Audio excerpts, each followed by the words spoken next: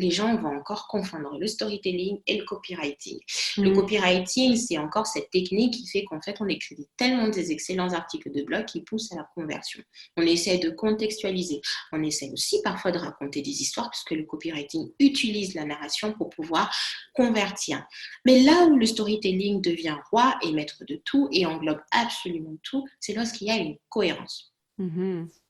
Tu peux bien écrire des articles de blog qui vont convertir pour faire passer tes prospects. D'ailleurs, c'est ce que nous, on fait. On fait ça sur nos captions Instagram. On fait ça sur nos captions Instagram, articles de blog, ou peu importe tout ce qu'on écrit, c'est pour convertir. Mais par contre, regarde, tu vas pouvoir raconter une histoire sur ton article de blog.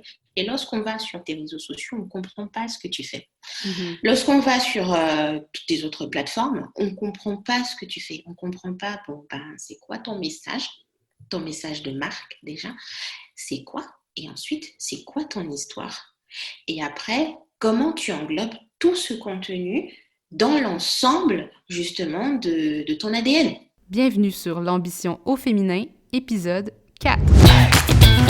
Mon nom est Tatiana Saint-Louis et j'anime l'ambition au féminin, un podcast pour toutes les femmes pleines de vision, de talent et de drive qui désirent redéfinir le succès selon leurs termes et leurs conditions.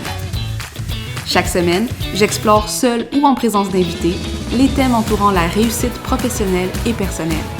Mindset, productivité, leadership, branding personnel. C'est le rendez-vous pour réfléchir à la façon dont tu veux vivre ton plein potentiel et laisser ton empreinte dans le monde.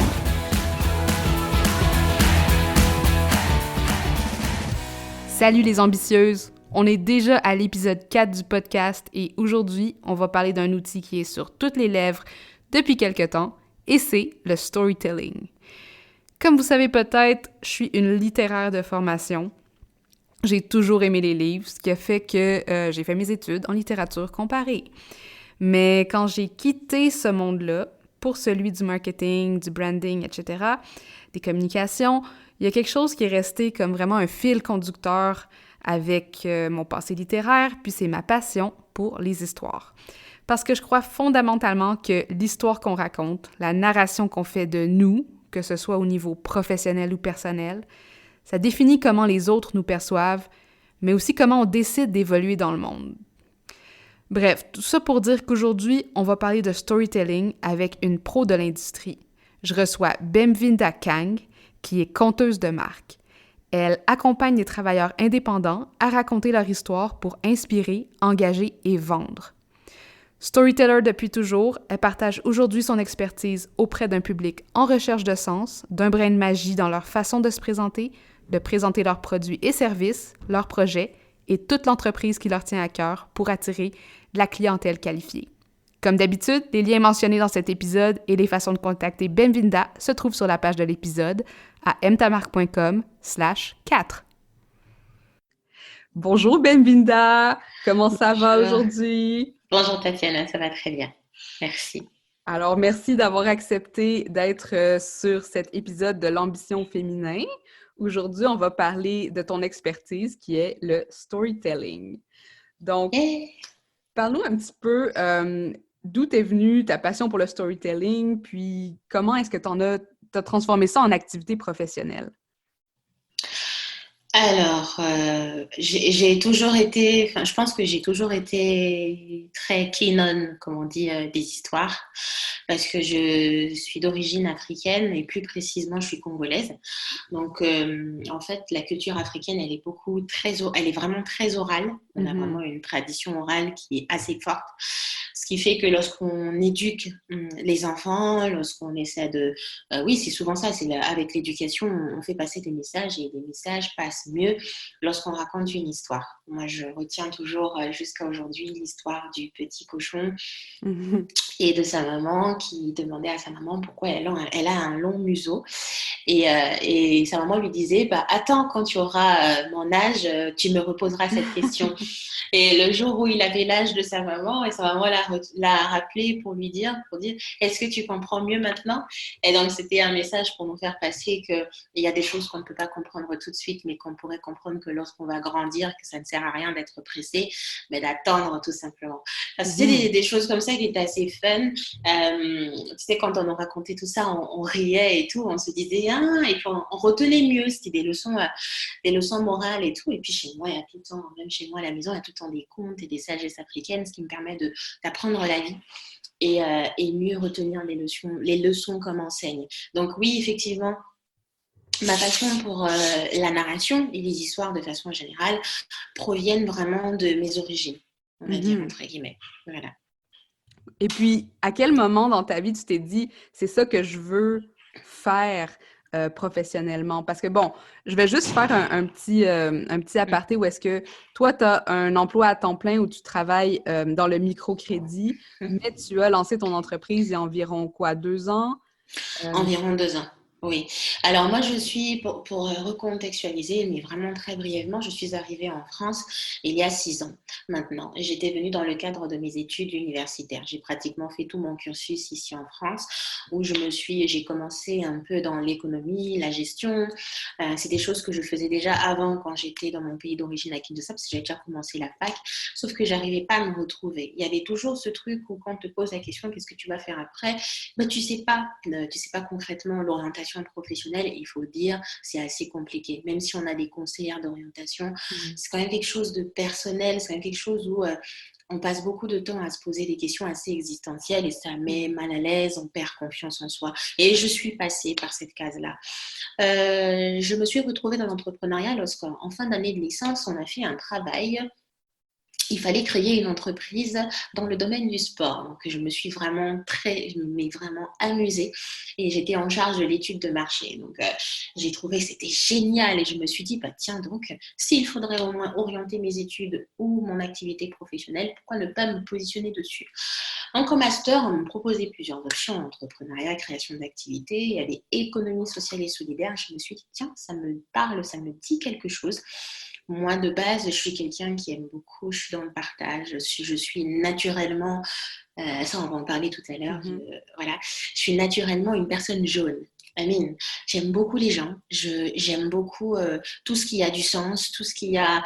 c'est vraiment, je vais toujours dans la profondeur des choses. Et je me suis dit, tout ce qui est social et solidaire me correspond beaucoup plus. Et je ne m'attendais pas à ce que faire ces études-là m'ouvrait un vaste champ dans le microcrédit, dans la microfinance, parce qu'effectivement, le but, c'est quand même d'aider les personnes à créer leur activité avec des petits financements. Et j'ai trouvé totalement ma route, j'ai trouvé totalement mon sens. Alors, pourquoi rattacher tout ça à des histoires? Parce que tous les jours, les gens qui viennent dans mon bureau pour pouvoir demander du crédit passent par la case « Parlez-moi de vous et de votre projet ». Parce qu'effectivement, avant de pouvoir valider ces projets-là, étudier la viabilité, les risques, etc., on accorde vraiment beaucoup d'importance à la personnalité projet. Et donc c'est quoi? C'est des histoires. On entend tout le temps des gens parler d'eux, ce qu'ils ont fait avant, pourquoi ils en sont là. Et on a même qui se permettent de pleurer devant mon bureau parce que leurs histoires, elles sont assez douloureuses. Effectivement, tu vois, une dame avec 4 enfants, son mari, son conjoint. Enfin, voilà, c'est assez dur. Ça veut dire que leur entreprise, c'est vraiment leur histoire et elles veulent vraiment tout transmettre, donner de l'énergie pour donner des leçons à leurs enfants. C'est quelque chose de fort. Et moi, je m'en étais pas rendu compte parce que quand je rentrais à la maison, j'écrivais ça. Bon, j'écrivais pas les histoires des personnes que je rencontrais, mais je m'inspirais de ces histoires pour me donner des propres leçons et donner des leçons morales en fait aux personnes qui me lisaient. Donc c'était un blog en fait que j'avais avant. J'essayais vraiment d'aider les jeunes à aspirer à des grandes choses, mais avec des histoires des gens, trouver des inspirations. D'où les gens maintenant commençaient à me contacter pour écrire leur propre histoire. Je trouvais ça assez rigolo. Je me disais, oh tiens, pourquoi? Mais je me suis dit, bon tant qu'on me paye pour ça, pourquoi je vais refuser? Donc, ça s'est passé comme ça. Donc, au fur et à mesure, c'était du bouche-oreille. Ah, tiens, Ben, et tout, si tu veux faire une belle présentation de ton projet, une belle présentation de quoi que ce soit, tu as une conférence, appelle Ben. Donc, du coup, c'était vraiment comme ça au fur et à mesure. Et ensuite, quand j'ai vu qu'il y avait beaucoup de demandes, les gens même me demandaient de corriger leur mémoire, j'ai dit, bon, ok, alright, on va se poser et on va essayer de structurer ce projet-là et créer une entreprise tout autour. Donc, j'ai été accompagnée par un incubateur de jeunes étudiants. À l'époque, j'étais encore étudiante en master. Et mon projet était à l'air du temps. C'était des histoires, c'était du storytelling et tout le monde y trouvait vraiment un sens. Et du coup, donc, je me suis encore documentée. Parce qu'il n'y a pas de formation type. Contrairement à ce que l'on pense, il n'y a pas une formation en fait à l'école, à la fac, même en com, même les grandes écoles de com ne proposent pas un parcours storytelling, narration. Pourquoi? Parce que c'est des choses que l'on sent, des choses que l'on imagine avoir une technicité. Soit c'est naturel, soit ça vient d'une espèce de créativité que l'on développe avec de l'exercice. Et donc voilà, je me suis axée dessus et j'ai foncé, simplement.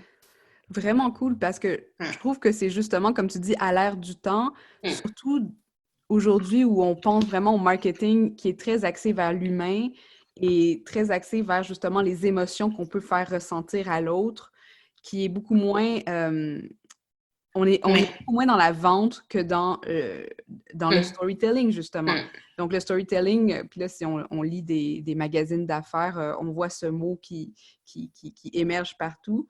Donc, ta passion pour les gens s'est vraiment transformée en quelque chose de quand même assez lucratif et très pertinent. C'est ça. Et surtout que ça avait du sens. Hein. Le parcours a quand même eu du sens. J'avais peur de m'embrouiller, mais pas du tout.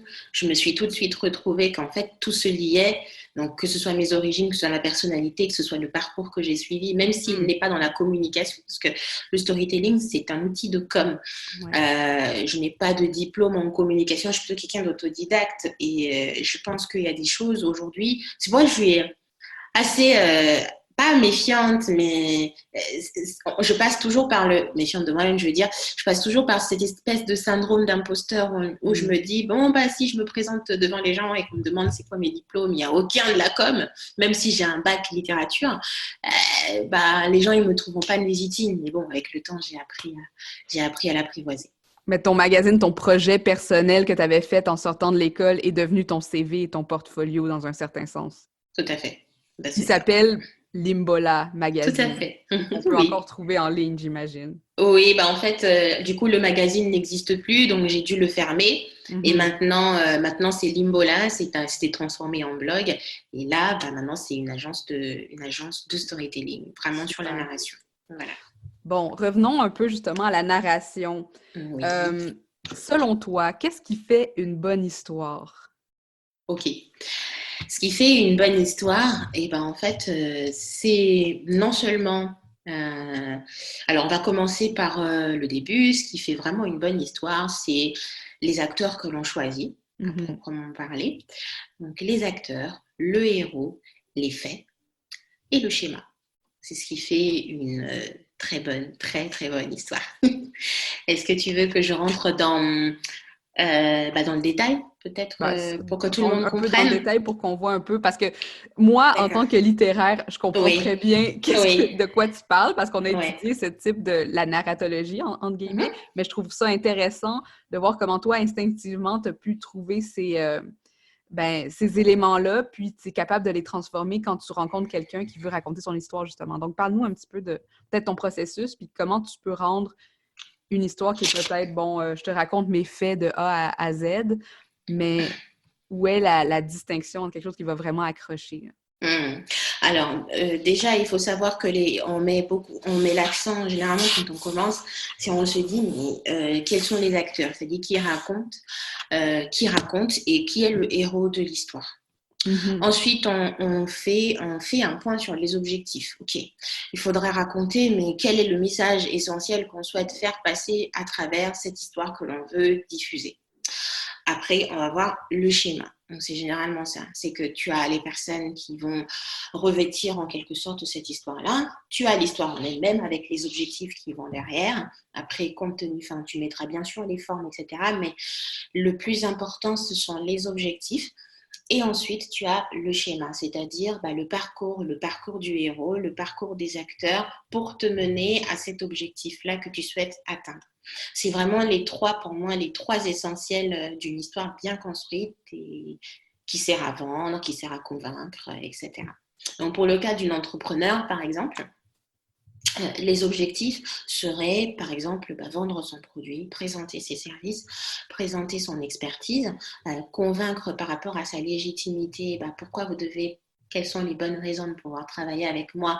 C'est parce que au début, j'étais comme ci, comme cela, et aujourd'hui, voici ce que je propose. Il y a bien un schéma par lequel on va passer, et la personne est censée être le héros un peu de l'histoire. On va dire ça comme ça.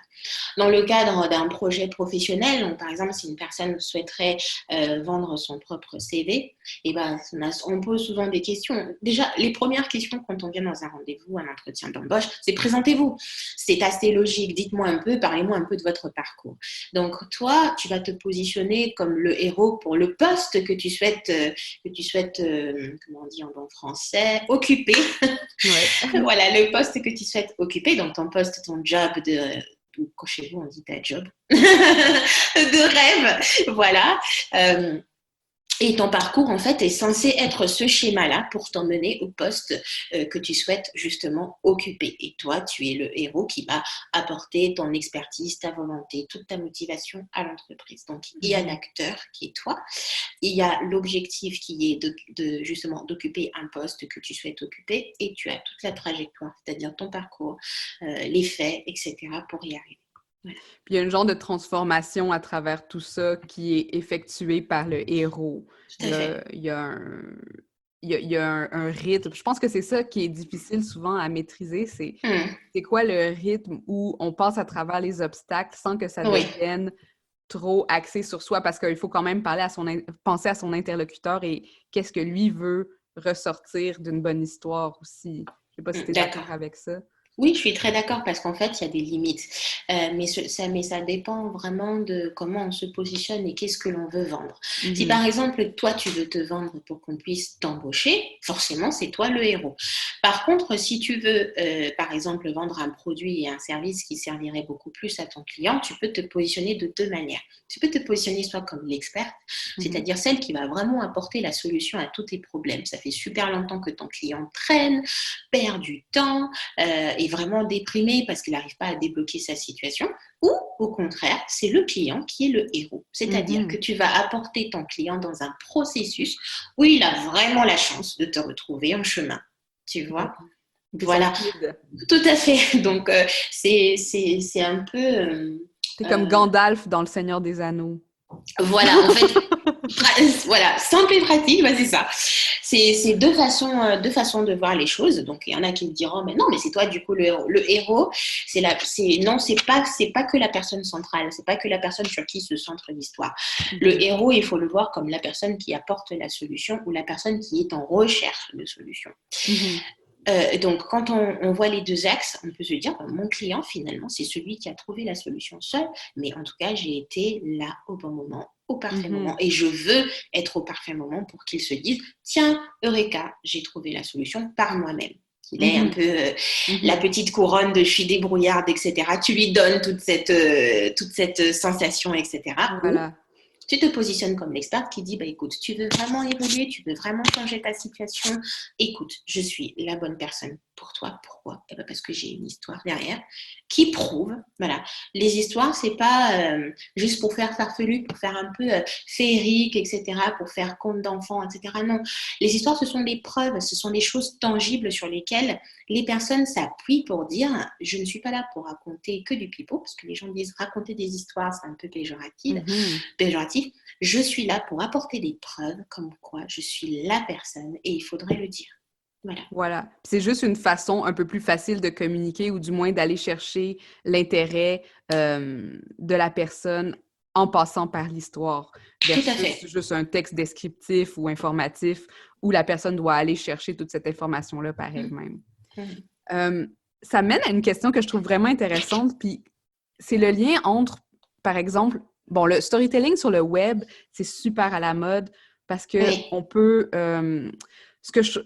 je sais pas, j'ai pas étudié ça exactement, mais j'ai l'impression que le fait qu'on peut naviguer à travers des pages, qu'il y a des images pour la pluie, qu'il y a beaucoup de multimédia, qu'après ça, on peut aller écouter justement un podcast ou aller regarder un feed Instagram pour supporter cette histoire-là. Ça fait que le web est devenu un médium très prompt à générer des histoires. Est-ce que tu vois un lien entre justement la tradition orale puis ce qu'on retrouve aujourd'hui sur le web Tandis qu'on a passé par toute cette période de l'histoire où c'était vraiment plus textuel. Là, on revient peut-être à quelque chose d'un peu plus qui se rapproche de l'oralité. Est-ce que tu as déjà réfléchi à ça sous cette forme-là ou comment tu vois l'apport du web dans ton activité? Oh bah, de plusieurs manières. Ok, il y a bien une tradition orale. Après, on n'est plus dans le temps où on fait des arbres à palabres. Parce que tu sais, chez moi, par exemple, bon, ça, c'est des traditions qui sont très anciennes, qui ne se font plus. Mais par contre, il y a toujours des conseils de famille.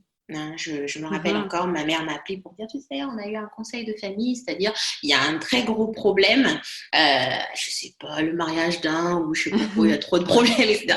Et du coup, c'est la famille qui se réunit. Moi, je dis, mais c'est quand même assez intrusif. Mais bon, c'est une manière pour certaines ethnies de trouver des solutions dans le feu. C'est-à-dire, là, on trouve une solution tout de suite. On ne va pas s'appeler au téléphone pendant très longtemps. On se réunit, on trouve la solution et puis basta, on passe à autre chose. C'est des choses qui sont quand même, qui existent, qui persistent, c'est des traditions. Par contre, aujourd'hui, le web est venu bouleverser pas mal de choses. Déjà, l'information fuse. L'information dans tous les sens, tout le monde a accès à l'information et il y en a tellement sur la toile qu'au bout d'un moment, tu te fatigues, tu te perds. Chacun prend un peu son angle, son axe. Ah bah oui, mais bon, moi je dis mais. Bah oui, mais moi je dis contre, je dis pour. Enfin, et tout ça, ça fait beaucoup d'informations, beaucoup de contenu, et ça fait perdre en fait le client dans tout ça.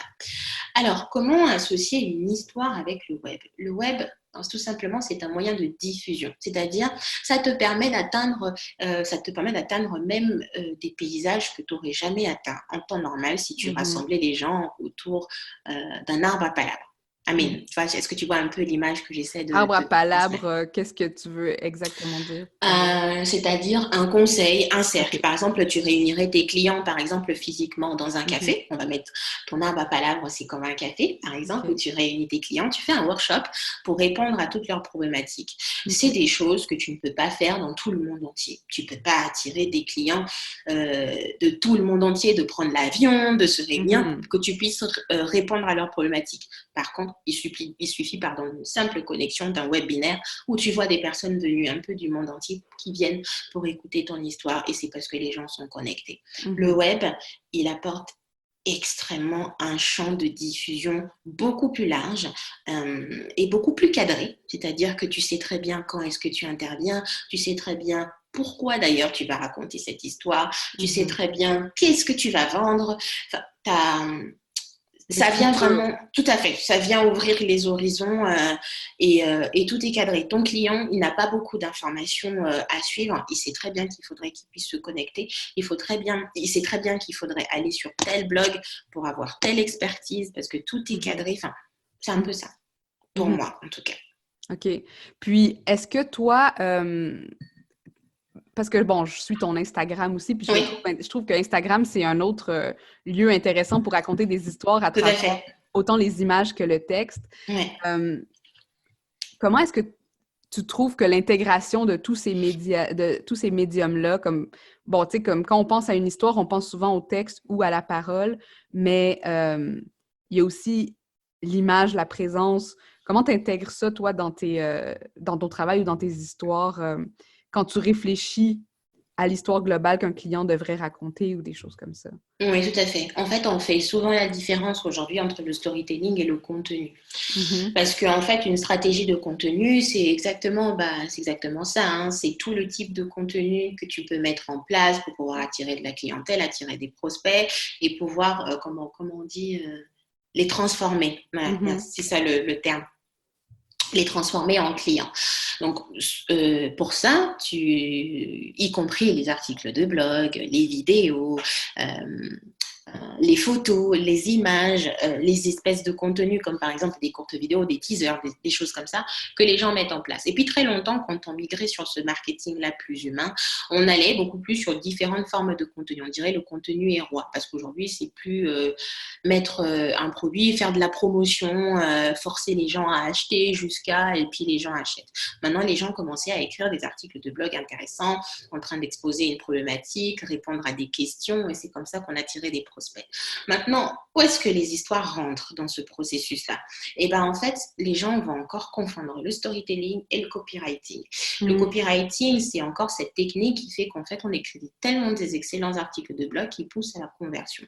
On essaie de contextualiser. On essaie aussi parfois de raconter des histoires puisque le copywriting utilise la narration pour pouvoir convertir. Mais là où le storytelling devient roi et maître de tout et englobe absolument tout, c'est lorsqu'il y a une cohérence. Tu peux bien écrire des articles de blog qui vont convertir pour faire passer tes prospects. D'ailleurs, c'est ce que nous, on fait. On fait ça sur nos captions Instagram. On fait ça sur nos captions Instagram, articles de blog, ou peu importe tout ce qu'on écrit, c'est pour convertir. Mais par contre, regarde, tu vas pouvoir raconter une histoire sur ton article de blog. Et lorsqu'on va sur tes réseaux sociaux, on ne comprend pas ce que tu fais. Lorsqu'on va sur toutes les autres plateformes, on ne comprend pas ce que tu fais. On ne comprend pas, c'est quoi ton message de marque déjà, c'est quoi? Et ensuite, c'est quoi ton histoire? Et après, comment tu englobes tout ce contenu dans l'ensemble, justement, de ton ADN? Et c'est ici, en fait, qu'intervient le storytelling. Le storytelling est un ensemble. Ce n'est pas juste se poser et écrire un excellent article de blog avec un bon français, raconter une histoire, j'ai commencé par, voilà, je suis née quand... Non, c'est une stratégie qui est à peu près globale. Moi, c'est ce que je fais comme différence avec toutes les techniques de copywriting et les stratégies de contenu qui existent aujourd'hui. Donc, concrètement, quand un client veut travailler avec moi, et c'est simple, on va prendre un exemple terre à terre, c'est rédiger une page à propos, parce que la page à propos sur le web, sur un site internet, c'est the place où quand même l'expert voudrait raconter et présenter son entreprise. Et qu'est-ce que je fais? Avant de commencer à rédiger, je suis censée comprendre toute la personnalité de mon client, qu'est-ce qu'elle aime, quels sont ses centres d'intérêt. On va vraiment très loin dans la discussion jusqu'à comprendre mais vraiment sa personnalité. Et je fais un parallélisme avec tout ce qu'elle publie comme contenu pour voir qu'est-ce qui a vraiment du sens, etc. Donc, en plus de la page à propos, maintenant, aujourd'hui, je propose une adaptation de cette page à propos par rapport à son contenu Instagram. Quelles sont les photos, quelles sont les captions qui vont justement raconter cette histoire-là, qui est la tienne, tu vois. Donc, il y a beaucoup plus de cohérence. Voyons le storytelling comme un univers dans lequel il y a de la stratégie de contenu, il y a du copywriting et il y a l'humanisation, tout simplement. C'est comme l'outil par excellence de ta marque. Tout à fait. Comment tu positionnes ta marque dans l'esprit de ton lecteur ou de ton client ou de ton employeur, peu importe. Tout à fait. C'est comme les Anglais te disent, même pas les Anglais, c'est surtout les Américains qui te disent « So, what is your story ?» C'est quoi, qu'est-ce que tu veux dire par là? C'est quoi ton message et tout? Tu peux écrire des beaux articles de blog, tu peux écrire des trucs parfaits.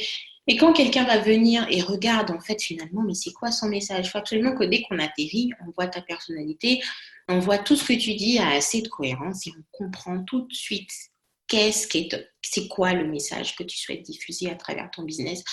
That's, pour moi, le storytelling. C'est ça.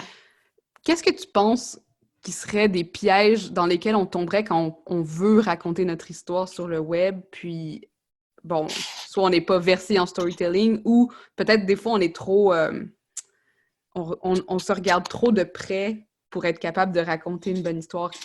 C'est quoi les choses que tu vois le plus fréquemment qui sont des problèmes au niveau de l'histoire de marque, justement? Que les gens se focalisent beaucoup plus sur eux que sur leurs clients. Parce qu'il ne faut pas oublier que tout ce qu'on fait, c'est pour le client. À moins qu'on veut créer une entreprise et acheter nos propres produits. Sinon, ça n'aurait aucun sens. C'est que notre histoire sert justement permet aux clients de pouvoir s'identifier à nous, s'identifier à nos produits pour qu'ils disent que oui, je pense que en fait, c'est la personne qu'il me faut parce qu'on a le même parcours, on a la même histoire et je pense qu'elle me comprendrait mieux. Donc, ce client-là à qui tu t'adresses, il faut plus le mettre en avant que toi-même. Même si sur ton Instagram, il y a tes photos, mais tes captions doivent être absolument différentes de parler de toi. Okay. OK. Il faut faire la différence. D'autres pièges, c'est souvent parce qu'on aime par exemple un réseau social. Comme moi, je parle beaucoup d'Instagram parce que c'est the Ouais. place où tu peux directement arriver sur un profil et tu comprends l'histoire de façon globale, tu comprends l'univers. Il y a 2 fois, tu arrives sur Instagram, tu vois un peu de tout, c'est un peu un cafouillis de tout ce que tu veux. C'est juste, je mets un peu des photos des choses que j'aime les fleurs, j'aime le Mhm. café, j'aime les chaussures, j'aime Ouais. tout ça, mais on comprend pas trop en fait, on voit pas trop la cohérence avec ton business, avec l'univers que tu as créé, avec le personnage que tu as créé autour de ton entreprise. On ne comprend pas trop. C'est des petits Mhm. pièges comme ça. Et aussi, un autre piège très important que je vois assez souvent en ce qui concerne une présentation de son entreprise, de ses produits, de ses services, c'est qu'on ne dit pas quelles sont les bonnes raisons de Ouais. travailler avec nous. Ouais. On dit je vends ça, j'offre ça, etc. Mais il n'y a pas ça. Pourquoi quelqu'un, justement, achèterait, tu vois? C'est pourquoi moi, à la fin de mes pages à propos, je dis, OK, alright, on a vraiment fait le tour de tout ça, mais cite-moi 3 bonnes raisons pour lesquelles je travaillerai avec toi.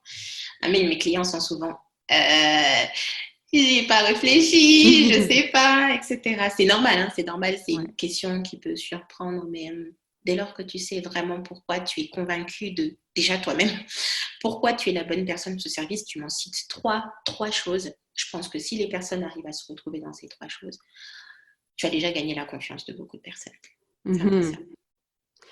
Mais c'est difficile, je pense, pour en revenir à ton premier point, où on Oui. pense aux réseaux sociaux comme une fenêtre, comme quelque chose de personnel, dans le fond, Hum, de faire le lien vers un côté plus business.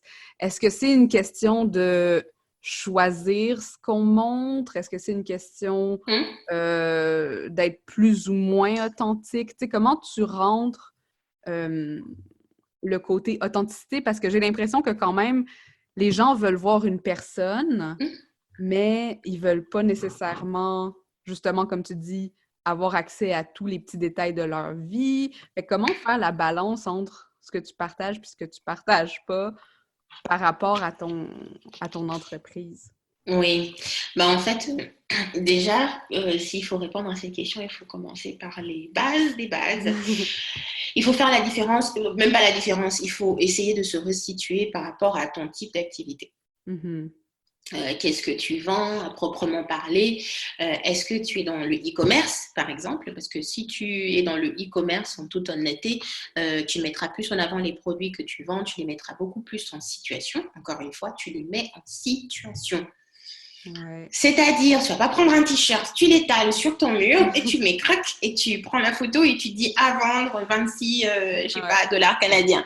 Ça, je veux dire, je peux comprendre que c'est des choses que l'on fait, qu'on peut faire aussi dans les forums, etc. Mais tu vois, aujourd'hui, le fait de raconter une histoire aussi, c'est mettre en situation ces produits-là. C'est-à-dire faire en sorte que le client essaye de se retrouver en portant ton t-shirt. Mhm. Comment? En étant en tenue de ville, en étant dans une ville, en étant dans une situation, tu vois ce que je veux dire, en étant en train de marcher dans la rue, en étant cosy chez soi, en train de prendre un petit café. Tiens, avec ce t-shirt, c'est sympa, c'est pas mal. Voilà, c'est comme ça qu'on essaie un peu de changer les choses. Bon, là, on met plus en avant les produits. Tu peux apparaître de temps en temps, vite fait, pour qu'on voit un peu qui se cache derrière un peu toute cette entreprise, mais ce sera focus sur le produit. Ton produit sera la solution qui va rendre les gens beaux, belles, etc. Tout ce que tu veux. Mhm. Si tu es un coach, un consultant, tu donnes des conseils, tu as un cabinet de conseil, etc. Et ben en fait, un expert est associé à un visage. C'est dur de le dire, mais c'est la réalité. Les gens vont prendre tes services parce que c'est toi Ouais, qui donne, parce que c'est toi qui as définitivement. l'expertise, parce que c'est toi qui as le parcours pour, tu as les certifications. Du coup, imagine, tu ne te mets pas en avant, tu ne te mets pas du tout en avant. Mhm. Bon, je Ouais. sais pas. compliqué. Pour moi, c'est très compliqué. Ouais. Voilà. Il y en a qui arrivent à... De personne à personne. Ben, c'est compliqué. OK, ils vont rentrer en contact avec toi, ils vont discuter, etc. Mais à un moment donné, ils vont vous dire, bon, j'aimerais quand même qu'on se rencontre. Non, mais c'est vrai, parce qu'à un moment donné, c'est ça, c'est que, OK, je sens ce que tu me dis, ça me dit quelque chose, mais j'aimerais te voir parce que voir une personne, la rencontrer, c'est aussi tester le feeling. Est-ce que ça va passer? Et du coup, les gens font court, mettre leurs photos pour voir un peu est-ce que sa personnalité me touche. Si ça me touche, je n'ai aucune hésitation, même si je ne l'ai jamais rencontrée, de partir avec elle. Du coup, si tu te dis que tu ne veux pas te montrer, je peux comprendre. Sauf que fais la distinction entre les posts où tu te montres et les posts où tu mets juste des citations et tu fais tout. Tu te caches dans le fond. Tu te caches derrière des citations, des images ou peu importe. C'est ça. Il y a toujours plus d'engagement lorsqu'il y a une photo où l'expert est dans sa situation, en train de travailler, en train de... Voilà, on n'a pas dit que tu vas prendre des photos en mode, style, etc. Encore, parce que c'est un article de blog un peu mode ou quoi. Enfin, tu vois ce que je veux dire? Ouais. Il faut que ce soit cohérent avec la marque. Bien sûr, toujours. Mais tu verras qu'il y a une énorme différence. L'objectif, c'est vraiment, pour moi, c'est surtout de savoir à qui tu t'adresses et comment il aime bien avoir ce message-là. Donc, si, pour en revenir un petit peu à tous ces points-là mis ensemble, une stratégie qu'on pourrait adopter, disons, sur Instagram ou dans des articles, des choses de même, c'est de se demander c'est quoi les parties de mon histoire, qui sont les protagonistes, mais surtout quelle transformation je veux que mon client ait ou que la personne qui va travailler avec moi, elle ait, puis mettre l'accent sur ces moments de transformation-là à travers notre contenu, à travers nos posts, puis à travers notre image, même si j'ai l'impression qu'on peut stager aussi cette transformation-là. Par exemple, si moi, je suis coach de succès, ben, je vais prendre une photo de moi qui est sur un vol en première classe qui va aller donner une conférence à New York, disons, pour montrer à mes clients, ben voilà ce à quoi tu peux aspirer aussi en faisant affaire avec moi. Je donne un exemple. Ça peut être ça, ça peut être autre chose. Hein. L'essentiel, ça peut être ça. C'est pas forcément mettre une photo de soi, mais moi, c'est ce que je dis toujours à mes clients. C'est quand on choisit nos clients, un peu comme l'étape un peu de base, quand on choisit notre client, on choisit notre interlocuteur. On doit savoir à qui on s'adresse et ce qu'on a en commun. Est-ce que toi et tes clients, vous avez en commun une chose? Je ne sais pas. Il y en a qui ont en commun, par exemple, c'est des personnes qui aiment des belles choses, c'est des personnes qui aiment du glamour. Voilà, par exemple. Tu peux être coach, consultant, etc., mais tu es une femme qui est plutôt apprêtée. Forcément, des personnes qui vont venir te suivre sur les réseaux sociaux, ils ont cette carrure-là, d'être une powerful girl et d'avoir quand même, pour elle, l'image d'une powerful girl, c'est une personne qui a une tête bien faite, mais aussi très belle de l'extérieur. Tu verras que naturellement, les gens qui vont te suivre auront aussi cette tendance-là. C'est-à-dire qu'ils vont se dire « Ah tiens, c'est quand même une personne qui fait attention à son apparence, etc. » Et aussi, c'est une personne intelligente. Du coup, parce qu'en fait, au fond, les gens s'identifient aux personnes qui leur ressemblent. Et moi, j'arrête pas de répéter ça. Ou qui savent ressentir les mêmes émotions qu'elles. Parce que tu ne peux pas raconter, par exemple, si tu es lifestyle blogger, tu ne peux pas raconter ta vie de voyageuse à des agriculteurs. Ça n'a aucun sens, tu vois. À moins de dire, je sais pas comment dire, emporte tes plantations dans le monde et des cours d'autres cultures, ça n'a aucun sens. Ils vont même pas... ils vont pas comprendre ce que tu veux dire, ok? Alors, si tu rentres à ton exemple, ok, tu peux prendre un avion, etc., aller donner une conférence, ce n'est pas grave. C'est-à-dire que les gens, ils vont pas se dire que voilà, tu fais genre trop de paillettes, etc. Pas du tout. Tu es en train de montrer les backstage de tout ce que tu fais, c'est-à-dire aujourd'hui, tu en es arrivé là à prendre un avion, à aller dans un autre pays pour pouvoir donner une conférence. C'est qu'en fait, ça veut dire, waouh, moi aussi, je peux avoir cette vie de partager mon expérience partout à travers le monde. Ce ne sont que des clichés qu'on se fait nous-mêmes en disant les gens ils vont peut-être croire qu'on n'est pas assez bien, etc. Je ne sais pas si tu comprends ce que je veux dire. Oui, je pense qu'il faut il faut aspirer à quelque chose qu'on veut aller attirer chez les autres, Oui, dans le fond. surtout. Puis, puis je pense qu'aussi, un bon storytelling va aller chercher, puis on n'en a pas vraiment parlé, même si on a tourné autour du pot, mais ça va susciter des images, ou qu'elles soient mentales ou en vrai, si on prend Instagram par exemple, chez la personne qui va entendre cette histoire-là et qui va justement se faire des visualisations de que ce soit c'est quoi la destination, quels sont les obstacles à travers lesquels on passe, et il va ressentir des sentiments par rapport à des émotions par rapport à toutes ces étapes-là. Donc, émotions, images et les mots pour lier tout ça ensemble à travers une histoire cohérente qui va se voir à travers les plateformes de l'entrepreneur ou de la femme de carrière ou peu importe. Tout à fait. Super. Est-ce que, là, je vois que le temps file. Est-ce que tu as des outils fétiches ou des livres que tu as lus sur le storytelling que tu voudrais conseiller peut-être aux gens qui écoutent, qui sont intéressés par ce sujet-là? Oui, en fait, il y a le livre célèbre de Christian Salmon qui est vraiment le classique dans le storytelling. C'est la machine à raconter des histoires et à formater les esprits. Ce qui est bien dans ce livre, c'est qu'il met en avant en fait l'importance du storytelling dans le monde actuel, comment ça a évolué par rapport aux marques, etc. Donc, on est passé du logo à la marque et du logo à la marque et de la marque à l'histoire. Donc, il explique absolument tout. Et ce qui est bien, c'est qu'il met un peu les contrastes aussi sur les limites du storytelling, c'est-à-dire dans le champ politique, où les gens utilisent des histoires pour pouvoir manipuler. Donc, c'est pas technique, mais c'est très intense, ce livre. C'est très intense pour ceux qui en raffolent. Bon, après, c'est pas tout le monde qui va lire un livre pareil. Mais il y a un très beau livre que j'ai lu, je pense, 5 fois. Et je pense que je vais encore le relire. C'est le livre de Simon Sinek. Et ça, je pense que franchement, il ne faut pas le rater. C'est sur le leadership, c'est Why. Start with Why.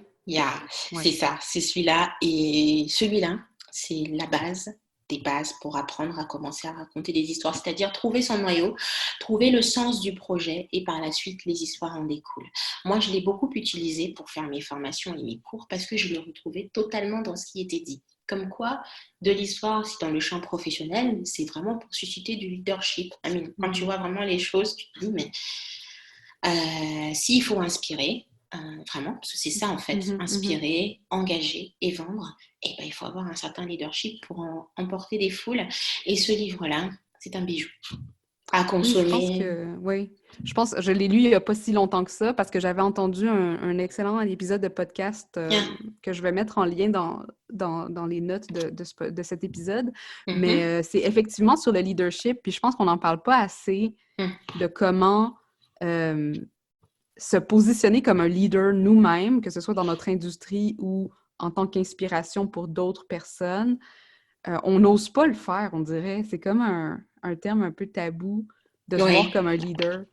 Tu sais, je sais pas, j'avais fait un commentaire sur LinkedIn une fois, puis quelqu'un m'a dit, pas tout le monde qui aspire à être un leader en ce monde. Puis je suis comme, si tu vends... Je sais pas, genre, c'est une question que je me pose, puis qu'on pourrait peut-être observer sur le podcast un jour. Tout à fait. De toute façon, quand il y a le champ professionnel, que l'on soit entrepreneur ou que l'on soit salarié, parce que moi, du coup, comme tu disais au début, moi j'ai une double activité. Je suis salariée dans la microfinance, la création d'activités. Donc, je suis conseillère et à côté, je suis storyteller. Donc, si tu veux, les deux métiers demandent aussi un certain leadership pour emmener les gens à te faire confiance et à prendre justement tes conseils ou tes services. Mais je pense que tout est lié. Quand on est dans la vie pro, il faut un certain leadership. Absolument. Oui. Bon, Bemvinda, où est-ce qu'on peut te trouver? Où est-ce qu'on peut lire tes choses, travailler avec toi? Donne-nous tes liens. Alors, vous pouvez me trouver sur mon compte Instagram qui est le plus actif, c'est Limbola, c'est Limbola avec un petit trait du 8.